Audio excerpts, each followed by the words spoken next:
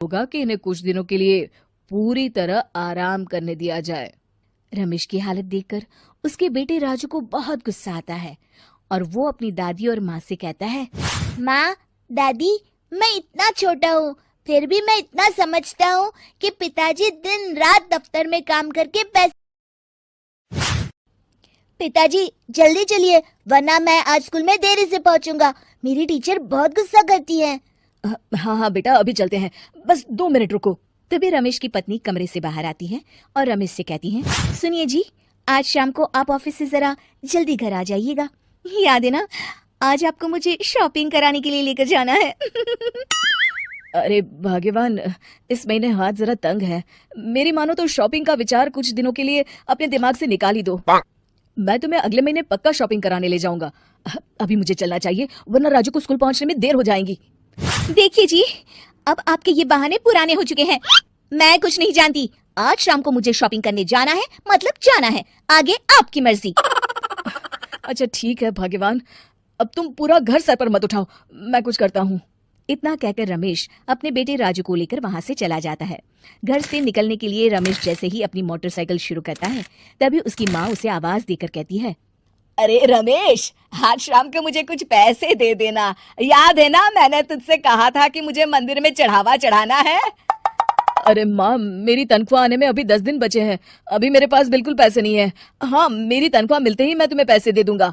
रमेश की माँ चिढ़कर कहती हैं, अरे तेरा दिमाग तो खराब नहीं हो गया? मैंने तेरे भरोसे मंदिर के पुजारी जी से वादा कर दिया है और तू कह रहा है कि पैसे नहीं है।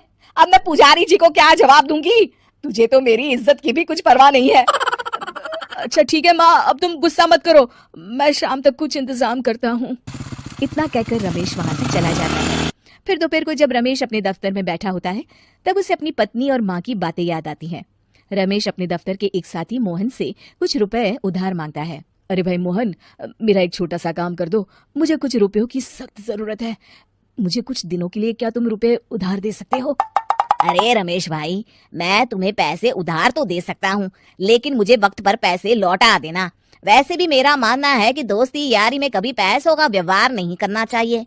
ये कहावत तो तुमने सुनी ही होगी कि उधार प्रेम की कैंची है। मैं नहीं चाहता कि पैसों को लेकर हमारा रिश्ता खराब हो। अरे मोहन, तुम बिल्कुल चिंता मत करो, मैं तुम्हारे पैसे वक्त पर लौटा दूंगा। फिर मोहन रमेश को पैसे दे देता है। शाम को घर आकर रमेश कुछ पैसे अपनी माँ को देता है और साथ ही अपनी पत्नी को भी शॉपिंग कराने बाजार लेकर जाता है। रमेश की पत्नी और उसकी माँ का स्वभाव जरूरत से ज्यादा खर्चीला होने के कारण दोनों हमेशा बेवजह पैसे खर्च करती हैं। फिर एक दिन, सुनिए जी, अगले हफ्ते हमने छुट्टियों में कहीं बाहर जाने का प्लान बनाया था। आपने पैसों का इंतजाम कर लिया ना? अरे अभी कहाँ, अभी तो मेरे पास बिल्कुल पैसे नहीं है, हम कभी और चले जाएंगे। देखिए जी, मैंने सभी सहेलियों से कह दिया है कि मैं बाहर घूमने जा रही हूँ। अगर मैं नहीं गई तो सब मुझ पर हंसेंगी। आप कहीं से भी पैसों का इंतजाम कीजिए जी। इतना कहकर रमेश की पत्नी वहां से चली जाती है। वहीं दूसरी तरफ रमेश की माँ भी तीर्थ यात्रा जाने की जिद करती है और रमेश से पैसे मांगती है। फिर अगले दिन रमेश एक सेठ से पैसे उधार लेकर अपनी पत्नी और बेटे को घुमाने ले जाता है और अपनी माँ को भी तीर्थ यात्रा पर भेज देता है। लेकिन जैसे ही रमेश अपनी छुट्टियां बिताकर वापस आता है, कर्जदार उसका जीना मुश्किल कर देते हैं। इतना ज्यादा कर्ज एक साथ अपने ऊपर देख रमेश काफी परेशान रहने लगता है। फिर एक दिन राजू की स्कूल की फीस वक्त पर न भर पाने के कारण रमेश को स्कूल में बुलाया जाता है। स्कूल के प्रिंसिपल साहब रमेश को सख्त हिदायत देते हैं कि अगर वक्त पर स्कूल की फीस नहीं भरी गई तो उनके बेटे का नाम स्कूल से काट दिया जाएगा। अपने बेटे की स्कूल की फीस भरने के लिए रमेश अपने दोस्त गिरधारी से कुछ पैसे उधार ले लेता है और स्कूल की फीस भर देता है। रमेश की माँ और उसकी पत्नी खर्चे और घर की जिम्मेदारी संभालते संभालते धीरे धीरे रमेश पूरी तरह कर्ज में डूब जाता है। और तभी एक दिन दफ्तर में काम करते समय रमेश की तबीयत अचानक बिगड़ जाती है और वो बेहोश होकर गिर पड़ता है।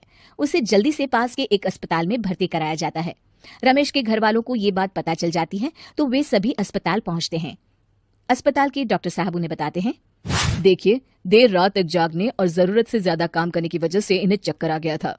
बेहतर यही होगा कि इन्हें कुछ दिनों के लिए पूरी तरह आराम करने दिया जाए। रमेश की हालत देखकर उसके बेटे राजू को बहुत गुस्सा आता है और वो अपनी दादी और माँ से कहता है, माँ, दादी, मैं इतना छोटा हूँ, फिर भी मैं इतना समझता हूँ कि पिताजी दिन रात दफ्तर में काम करके पैसे कमाते हैं।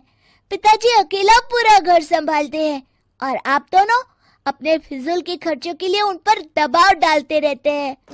आज पिताजी की हालत के जिम्मेदार तो आप दोनों हैं। राजू की समझदारी भरी बातें सुनकर रमेश की माँ और पत्नी को अपनी गलती का एहसास होता है और दोनों की आंखों में आंसू आ जाते हैं। फिर कुछ दिनों के बाद रमेश की तबीयत एकदम अच्छी हो जाती है और वो पहले की तरह अपने काम पर जाने लगता है। रमेश की माँ और पत्नी अब उसे किसी प्रकार की कोई तकलीफ नहीं देते और ना ही उससे किसी चीज की मांग करते हैं। फिर देखते ही देखते रमेश अपने कर्ज के सारे पैसे चुका देता है। उसकी जिंदगी पहले की तरह अच्छी हो जाती है और वो अपने परिवार के साथ खुशी खुशी रहने लगता है।